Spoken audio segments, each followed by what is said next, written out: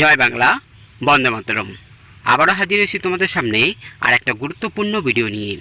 আজকে এই ভিডিওতে আলোচনা করব জেনারেল সায়েন্সের উপর গুরুত্বপূর্ণ প্রশ্নোত্তরগুলো নিয়ে, যেগুলো তোমাদের কেন্দ্র ও রাজ্য সরকার পরীক্ষা আসতে পারে সেই রকম বাছাই করা প্রশ্নোত্তরগুলো নিয়ে।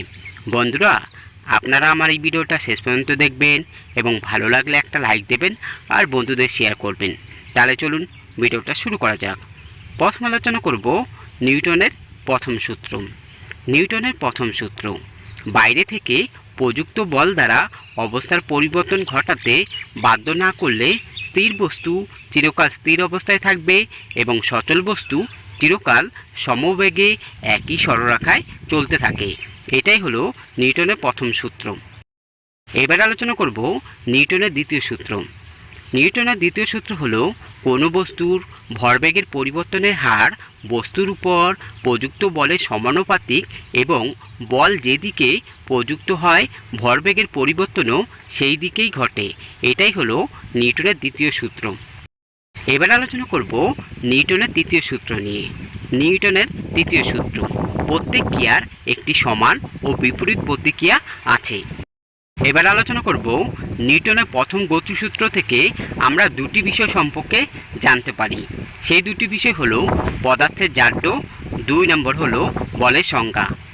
এবার আমরা জানব নিউটনের দ্বিতীয় সূত্র থেকে বলের পরিমাপ করা যায়, এর জন্য ভরবেগ সম্পর্কে জানা দরকার। এবার আরেকটা গুরুত্বপূর্ণ প্রশ্ন হলো নিউটনের কোন গতিসূত্রের সাহায্যে রকেট উৎক্ষেপণ করা যায়? সঠিক উত্তরটি হবে নিউটনের তৃতীয় সূত্রের জন্য। এবার আমরা জানব বলের অভিকর্ষীয় একক সম্পর্কে। এসআই পদ্ধতিতে বলের অভিকর্ষীয় একক হলো কিলোগ্রাম ভার।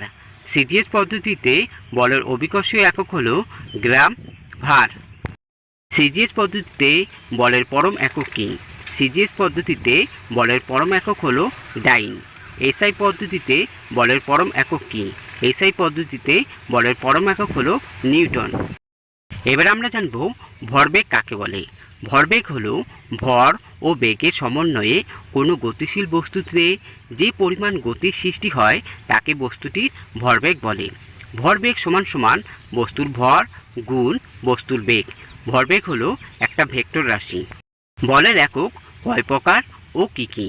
বলের একক হলো 2 প্রকার। 1 পরম একক, 2 অভিকর্ষীয় একক। সময়ের সাপেক্ষে কার্য করার হারকে কি বলা হয়? সময়ের সাপেক্ষে কার্য করার হারকে বলা হয় ক্ষমতা। এসআই পদ্ধতিতে ক্ষমতার পরম একক কী? এসআই পদ্ধতিতে ক্ষমতার পরম একক হলো ওয়াট। সিজিএস পদ্ধতিতে ক্ষমতার পরম একক কী? সিজিএস পদ্ধতিতে ক্ষমতার পরম একক হলো আর্গো বা সেকেন্ড। শক্তি কাকে বলে?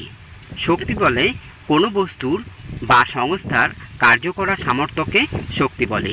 এসআই পদ্ধতিতে শক্তির পরম একক হলো জুল এবং সিজিএস পদ্ধতিতে শক্তির পরম একক হলো আর্গো।